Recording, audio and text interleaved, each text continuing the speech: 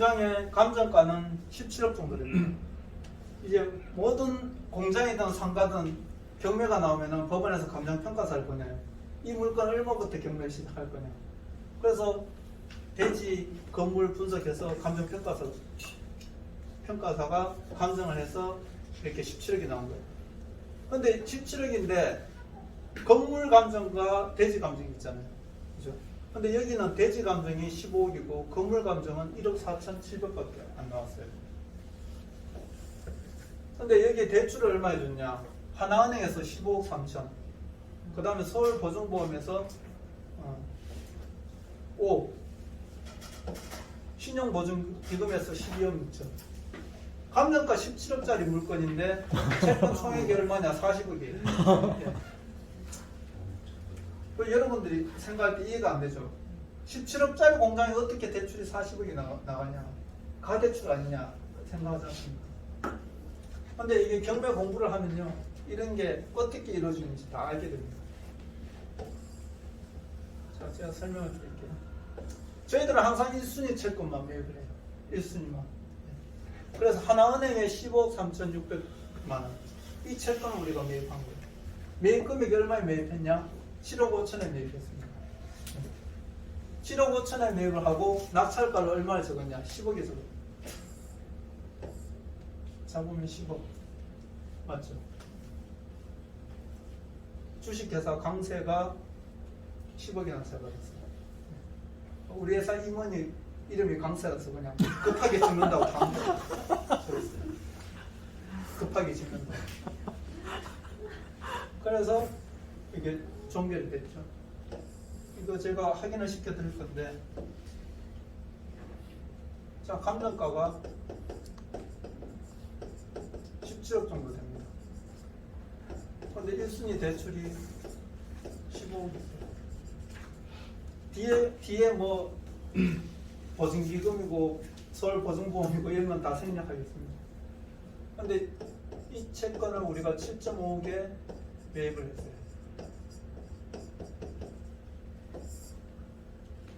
근데 7.5억에 매입하는데 7억 5천을 다 주는 게 론세일 방식이고 10%만 주는 게 채무인수 사후정산 방식이라 있죠. 이거 채무인수 사후정산 방식으로 우리가 7억 5천에 매입을 했어요.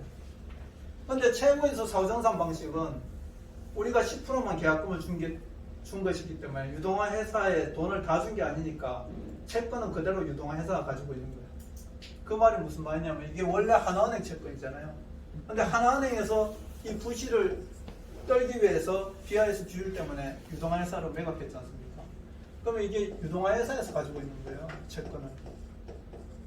근데 유동화 회사도 제가 말씀드렸죠. 유한권에서 1조나 이 채권을 가지고 왔는데 7% 수익 남겼다 했죠. 그럼 700억 남기는 거예요. 그러니까 많이 안 남겨요, 얘들은. 저한테 7.5억에 팔았다는 거는 얘들은 6억이나 7억에 사왔다는 거예요. 그 가격은 저한테 공개를 안 하죠. 근데 어쨌든 유동화 회사에서 이 채권을 가지고 있는 거예요. 채무인수 사후정산 방식은 내가 가지고 오는 게 아니야. 계약만 한다 뿐이지. 그렇기 때문에 10% 계약금을 걸고 낙찰가를 유동화 회사하고 협의를 하게 됩니다. 제가 유한코 같은 경우에 협의 기준이 있다 했죠. 몇 프로라고 했습니까? 기억나시는 분? 1.2. 예? 1.25. 1.2. 예. 아, 역시 본부장님 똑똑하시네. 연합자산관리공사 유한코 같은 경우에는 매입가에 매입 가격에 곱하기 1.2나 곱하기 1.25 이 두 가지 방식을 기준으로 해서 낙찰가를 선정합니다. 그 사이에서 약간 담당자별로 조금 유도리 있게 그래서 이 물건 같은 경우에 10억을 낙찰 받아라 이렇게 결정합니다. 그럼 계약서상이 어떻게 나오냐? 7억 5천에 매입하고 낙찰가는 10억에 낙찰 받는다. 이렇게 계약서상이 명기가 됩니다. 그러면 이걸 정확하게 지켜야 되잖아요. 그래서 저희들이 7.5억에 매입할 때 10% 7,500만 원 정도를 유동화해서 입금을 시켜요. 그리고 우리 회사 인감증명서부터 해서 모든 거를 유동화회사에 맡깁니다. 그럼 얘들이 입찰서를 그 자리에서 작성을 해요. 작성을 하고 도장을 다 찍습니다. 서로 유동화회사하고 우리하고. 그래서 자기들이 입찰 대행을 하는 거예요. 그래서 저희들이 법인인감하고 모든 경매에 필요한 서류를 다 주기 때문에 얘들이 입찰을 하는 거예요. 법원에 가서. 그러니까 정확하게 10억에 그대로 쓰겠죠. 그래서 10억에 낙찰이 된 거예요. 11억 쓰는 누군가가 11억을 쓰면 낙찰할 수 있다는 것인가요? 누군가가 11억을 적으면 낙찰을 못 받겠죠. 근데 다시 한번 볼까요? 왜 11억을 안 줬는지. 이게 한번 유찰되면 30%씩 떨어진다 했죠. 40억이나 대출이 나간 물건이 30%씩 떨어져가 최저가가 6억까지 됐어요. 근데 제가 말씀드렸죠. 유동화 회사에서 우리한테 7억 5천에 팔았잖아요. 유동화 회사도 자기들이 사온 거에서 많이는 안 남기지만 7% 정도 남긴다 했잖아요. 평균적으로. 그러니까 여기서 더 떨어지면 안 되는 거야. 그죠? 그러니까 여기서 얘들은 변경을 시켜요. 더 이상 유찰 안 되도록. 근데 유찰이 왜 이렇게 되냐? 사람들이 신기해 하잖아요. 아니 왜 17억짜리고 대출이 40억이 나갔는데 왜 유찰이 되냐? 그게 바로 유치권 때문에 그래요. 예? 뭐 유치권이 막 현수 막 걸려 있어요. 가보면. 그러면 사람들이 겁을 먹어요. 우리는 권리 분석을 정확하게 해서 이게 허위 유치권이다 아니다. 또 법정지상권이 깰 수 있다 없다. 예? 이런 권리 분석에서 들어갑니다. 근데 대부분 사람들은요, 이게 낙찰을 받았는데 그럼 법원에서 한 달 반 만에 잔금을 내야 되잖아요. 근데 대출이 안 나오면 어떻게 해요? 자기 돈으로 다 내야 돼요. 그게 안 되면 보증금이 몰치됩니다. 그럼 최저가 6천만 원 보증금이 몰치되는 거예요. 그것 때문에 유찰되는 거예요. 근데 이만큼 유찰되니까 몇 명이 왔어요? 7명이 왔어요. 예. 보통 유동화 회사에서도 8억 3천이 최저가일 때 낙찰이 될 줄 알았는 거지. 근데 대부분 경매 보는 사람들 8억 3천 이상 낙찰이 된다고 생각을 하는 거예요. 유지권이 걸려 있어도 이 정도 가격에는. 근데 아무도 안 들어온 거야. 그러니까 방어선이 깨진 거죠. 그러니까 유동화 회사는 변경을 시켜요. 이거 안 된다. 혹시나 이게 낮게 낙찰되면 낙찰이 최저가 5억 8천인데 자기들은 7억에는 팔아야 되는데 누군가 6억 5천에 낙찰 받으면 1억이 손실 보잖아요. 그래 안 되니까 변경을 시키는 거예요. 유동화 회사에서. 그리고 나서 이제 매수자를 찾는 거죠. 그런 물건은 우리가 바로 가져와요. 저희들은 10년 동안 인맥과 노하우가 있기 때문에 바로 가져와요. 가져오면은 왜 우리를 못 이기냐? 이게 한 번 더 유찰되면은 이게 사람들이 몰려요. 그러니까 경매 전문 회사들이 몰려요. 이거 예를 들어서 유치권이 좀 늦게 해결되더라도 우리 돈으로 넣으면 되니까. 그래서 7명이 온 거예요.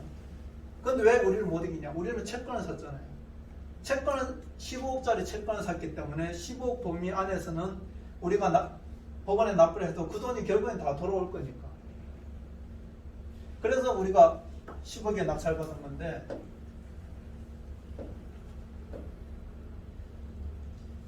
일차적으로 대출을 얼마를 받았냐? 이게 8억 정도 받았어요. 그러면 2억 정도 들어가서 이 파주 공장을 우리가 가지고 오는 거죠. 이 17억짜리 감정가의 공장을 2억 들여서 가져왔어요. 일반적인 경매로 봤을 때도 괜찮잖아요. 싸게 샀으니까. 그런데 우리는 이게 유치권을 허위인 줄 알고 해결을 할 수 있으니까 대출이 나온 거예요. 그래서 납부가 됐는데 그러면 이 10억이 법원에서 받았으니까 전액 채권자한테 배당을 해줘야 되잖아요. 근데 아까 좀 전에 보셨다시피 총 채권이 40억인데 이 40억인데 나눠서 주는 게 아니고 배당을 해줄 때 제가 뭐라고 했습니까? 1순위 받고 나오면 2순위한테 가요. 그래서 1순위가 중요한 거예요. 그런데 이 1순위 금액이 15억이잖아요. 그러니까 이 10억이 15억 안에 다 들어가지 않습니까? 그대로 1순위한테 다 들어갑니다. 그럼 유동화 회사가 10억을 배당받죠. 유동화 회사가 10억을 배당받고 우리하고 계약이 얼마예요? 7억 5천. 7.5억이죠. 그러면 얼마가 남아요? 2억 5천. 2.5억이죠. 이걸 돌려줘요. 네. 제가 처음에 있지 않습니까? 이걸 몇 번 경험하고 나서 금액을 저번에도 말씀드렸지만 40억짜리 사는데 26억에 산 적이 있거든요. 그러면 19억을 돌려받잖아요. 19억은. 이런 거 돌려받을 때 처음에 제가 변호사를 데리고 가도 되냐고. 그러니까 유동화에서 변호사비는 부담하시고 데리고 오시죠. 네. 왜냐하면 안 돌려주면 어떻게 하냐. 네. 처음 이제 MP를 공부하시는 분들은 유동화회사를 잘 모르잖아요. 그죠? 근데 제가 말씀드렸듯이 이제 여러분들이 조회를 해보셔도 되지만 유동화회사가 금액이 몇천억에서 많게는 조 단위까지 매입하는 회사이기 때문에 금융회사고 일반 지방은행보다 더 큰 회사들이 많아요. 그렇기 때문에 정확합니다. 정확하게 돌려주고요. 그러면 우리가 결국엔 우리 돈이 들어갔다가 돌아 나오는 거예요. 그러면 이 17억짜리 공장에 우리가 10억에 낙찰되는 걸로 되고 대출이 얼마만 남아요? 8억만 남죠. 그리고 법원 경매의 장점이 뭐냐면은 경매가 이렇게 끝나고 나면 이 40억을 말소를 해줘요. 깨끗하게. 우발적인 채무가 없다는 거죠. 그래서 법원 경매가 좋다는 거예요. 일반적으로 우리가 개인 간에 기업 간에 거래를 하면은 우발적인 채무가 따라올 수 있어요. 혹시나. 근데 법원에서는 이렇게 뒤에 아무리 금액이 많아도 깨끗하게 말소를 해줍니다. 그리고 소유권을 넘겨줘요. 그러면 우리가 10억에 낙찰받고 다시 기호 고천을 이제 환급받게 되는 거죠. 결과적으로 말씀드리면 1년 뒤에 우리가 재강매에서 대출 뺀 다음에 13.5억에 매가 걸렸어요. 박 실장님 13.5 맞죠? 예. 그러면 13.5억에서 우리 대출금 8억 빼면 얼마야? 5억 5천. 5.5억. 그죠? 5.5억 남기고 팔아는 거예요. 그러면은 여러분들이 생각할 때 원금도 경매 끝나면 회수되고 이게 재감정해 가지고 대출 받아도 200% 이상 수익 나고 이렇게 좋은데 왜 누구나 다 하지 않았냐 궁금하시잖아요. 그래서 NPL 전문적으로 이제 공부를 하려고 하고 이게 배우고 싶어 하시는 분들이 많아요. 근데 제가 말씀드렸죠. 이게 장벽이 있습니다. 우리가 왜 10년 노하우가 있냐? 예, 그게 자랑이 아니라 이런 물건들을 일단 가지고 오는 게 능력이에요. 먼저 선정해서 가지고 오는 게. 그 다음에 두 번째는 이걸 가져와서 낙찰을 받으면 제가 뭐라 했죠? 유치권이나 법정지상권 있으면 금융기관에서 대출을 꺼려 해요. 예. 그러면 법원에서 납부하는 기간 내에 납입을 못하면 보증금이 몰치되기 때문에 사람들이 두려워한다고요. 근데 그런 이제 법적인 문제를 해결하는 우리 법무팀이 있고 권리 분석하는 유동화 회사 직원 출신이 본부장으로 있고 그리고 기본적인 거는 제가 이제 그 10년 동안 인맥관계라든지 이런 거 가지고 제가 물건을 다 수배해서 가지고 와요. 그리고 이걸 또 정상적으로 매각해서 수익을 내는 매각 전문팀이 있습니다. 지금 제가 하려고 하는 거는 이렇게 200% 이상 수익 내는 것도 그렇지만 이렇게 17억짜리에 이렇게 40억까지 이렇게 대출을 만들었잖아요. 이런 걸 이제 매출을 올리면 가능한 거예요. 그게 무슨 말이냐면 17억 감정인데 하나은행에서 15억을 해줬는데 보증기금에서 아까 보셨다시피 12억 정도 해줬잖아요. 이런 게 뭐냐? 왜 이런 대출이 발생되냐? 제조업 같은 경우에 매출이 일어나면 매출의 30% 보증서를 끊어줍니다. 한 기업이 수익이 아니고 매출입니다. 그러면 10% 남을 수도 있고 20% 남을 수도 있고 30% 남을 수 있는데 매출이 5억이라고 가정했을 때 연간 12달이니까 연간 매출이 얼마예요? 곱하기 12 하면 60을 60. 자, 60억 매출 나오는 회사다 이러면은요, 우리가 보증기금에 이 채용계약서 끊은 발행 내역, 매출 내역을 가지고 보증기금에 보증서를 신청하잖아요. 그러면 30% 정도 보증서를 끊어줘요. 그러면 얼마나? 18억이에요. 18억을 보증기금에서 보증서를 끊어줘요. 여기 12억을 해줬다면은 이거보다 매출이 조금 작겠죠. 그래서 보증기금에서 보증서를 끊어주면 은행에서 100% 대출이 나갑니다. 그런데 제가 말씀드렸듯이 이게 경매로 넘어갔잖아요, 결과적으로. 그러면은 1순위도 다 못 받아갔는데 이거 다 못 받아가잖아요. 그럼 국가에서 큰 손실 아니냐, 이렇게 생각하지 않습니까? 그런데 왜냐, 국가에서 신용보증기금에서 12억 보증서를 끊어주면 부실이 났을 때 보증기금에서 은행에 90%를 지급합니다. 그럼 은행은 1억 2천 외에는 돈을 다 돌려받아요. 그렇기 때문에 보증서를 끊어주면 은행에서 제일 좋아합니다.